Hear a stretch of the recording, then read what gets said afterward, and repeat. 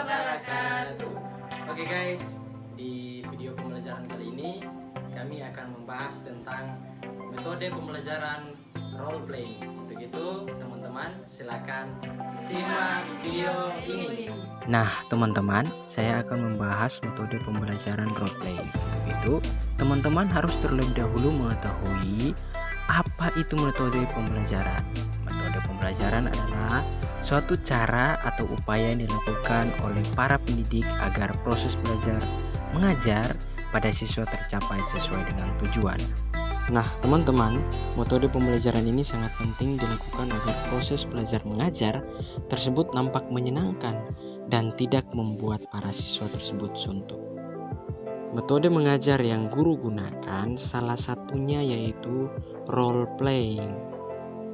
Role play adalah suatu aktivitas pembelajaran yang terencana yang dirancang untuk mencapai tujuan-tujuan pendidikan yang spesifik. Teman-teman, role play merupakan sebuah permainan yang para pemainnya memainkan peran tokoh-tokoh, khayalan, dan berkolaborasi untuk merajut sebuah cerita bersama. Metode role play atau bermain peran adalah metode pembelajaran sebagai bagian dari simulasi yang diarahkan untuk mengkreasi peristiwa sejarah, peristiwa-peristiwa aktual, atau kejadian-kejadian yang mungkin muncul pada masa mendatang. Dengan menggunakan metode role play, dapat mendorong siswa bermain peran melalui dialog, melalui interaksi sehingga dapat menghasilkan keterampilan berbicara. Seperti mengucapkan bunyi-bunyi, artikulasi atau kata-kata untuk mengekspresikan atau menyampaikan pikiran, gagasan, dan perasaan. Teman-teman juga harus mengetahui keterampilan berbicara pada hakikatnya merupakan keterampilan memproduksi arus, sistem bunyi, artikulasi untuk menyampaikan kehendak, kebutuhan perasaan, dan keinginan kepada orang lain. Metode role playing atau bermain peran dapat diartikan suatu cara penguasaan bahan-bahan melalui pengembangan dan penghayatan anak didik. Pengembangan imajinasi dan penghayatan dilakukan oleh anak didik dengan memerankannya sebagai tokoh hidup atau benda mati. Dengan kegiatan memerankan ini akan membuat anak didik lebih meresapi perolehannya. Teman-teman, pengalaman belajar yang diperoleh dari metode ini meliputi kemampuan bekerja sama, komunikatif, dan menginterpretasikan suatu kejadian. Melalui bermain peran, peserta didik mencoba mengeksplorasi hubungan-hubungan antar manusia dengan cara memperagakan dan mendiskusikannya. Sehingga secara bersama-sama para peserta didik dapat mengeksplorasi perasaan-perasaan, sikap-sikap, nilai-nilai, dan berbagai strategi pemecahan masalah. Jadi, adapun penggunaan role play dalam pembelajaran bermain peran pada prinsipnya merupakan pembelajaran untuk menghadirkan peran-peran yang ada dalam dunia nyata ke dalam suatu pertunjukan peran di dalam kelas atau pertemuan yang kemudian dijadikan sebagai bahan refleksi agar peserta memberikan penilaian. Pembelajaran ini lebih menekankan terhadap masalah yang diingat dalam pertunjukan dan bukan pada kemampuan pemain alam melakukan pemain peran. Dalam role play, murid diperlakukan sebagai subjek pembelajaran secara aktif melakukan praktik-praktik berbahasa bersama teman-temannya pada situasi tertentu. Belajar efektif dimulai dari lingkungan yang berpusat pada diri murid. Nah, adapun manfaat dan kekurangan metode pembelajaran role play. Manfaat dan kelebihannya. Ada beberapa manfaat dan kelebihan.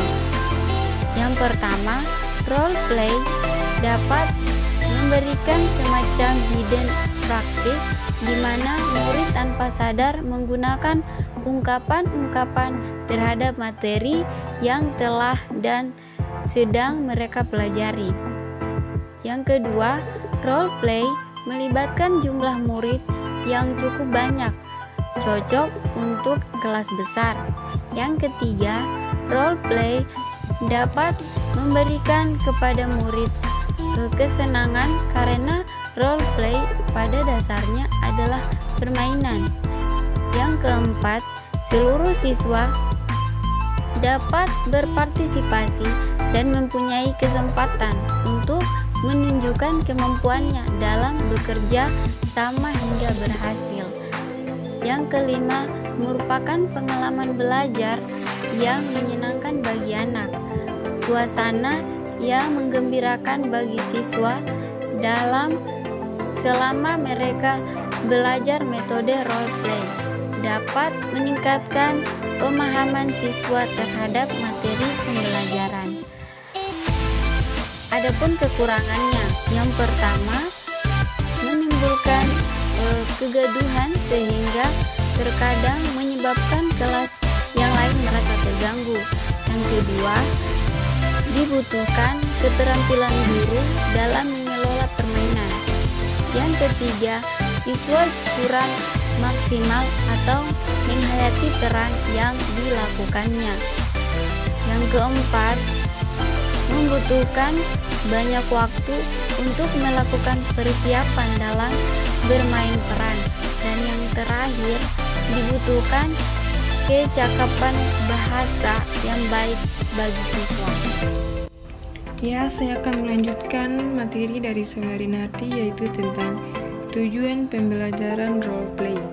Menurut Johairini 1983, model ini digunakan apabila pembelajaran dimaksudkan untuk 1. Menerangkan suatu peristiwa yang di dalamnya menyangkut banyak orang dan berdasarkan pertimbangan didaktik lebih baik didramatisasikan daripada diceritakan karena akan lebih jelas dan dapat dihayati oleh anak. Yang kedua, melatih anak-anak agar mereka mampu menyelesaikan masalah-masalah sosial sampai dengan masalah psikologis. Dan yang ketiga yaitu membagi pengalaman dan menarik generalisasi. Dan selanjutnya yaitu prinsip pembelajaran model role play dalam pembelajaran. Itu terbagi atas 4, yaitu yang pertama, penggunaan model role play harus disesuaikan dengan tujuan pembelajaran agar tujuan pembelajaran dapat tercapai secara efektif dan efisien. Yang kedua, mengetahui kemampuan awal siswa. Yang ketiga, kemudahan materi untuk dapat diterapkan dalam model role play. Dan yang keempat yaitu penggunaan model role play dalam menyampaikan materi tersebut. Langkah penerapan model role play. Yang pertama, persiapan simulasi. A. Menetapkan topik atau masalah serta tujuan yang hendak dicapai oleh simulasi. B. Guru memberikan gambaran masalah dalam situasi yang akan disimulasikan. C. Guru menetapkan pemain yang akan terlibat dalam simulasi, peranan yang harus dimainkan oleh para pemeran, serta waktu yang disediakan. D. Guru memberikan kesempatan kepada siswa untuk bertanya, khususnya pada siswa yang terlibat dalam pemeran simulasi. Yang kedua, pelaksanaan simulasi. A. Simulasi mulai dimainkan oleh kelompok pemeran. B. Para siswa lainnya mengikuti dengan penuh perhatian. C. Guru hendaknya memberikan bantuan kepada pemeran yang mendapat kesulitan. D. Simulasi hendaknya dihentikan pada saat puncak. Hal ini dimaksudkan untuk mendorong siswa berpikir dalam menyelesaikan masalah yang sedang disimulasikan. Yang ketiga, penutup. A. Melakukan diskusi baik tentang jalannya simulasi maupun materi cerita yang disimulasikan. Guru harus mendorong agar siswa dapat memberikan kritik dan tanggapan terhadap proses pelaksanaan simulasi. B. Merumuskan kesimpulan. Nah teman-teman, itu adalah materi yang kami sampaikan di video pembelajaran kali ini. Sekian dan terima kasih. Jangan lupa subscribe, like, share, serta komen di kolom komentar.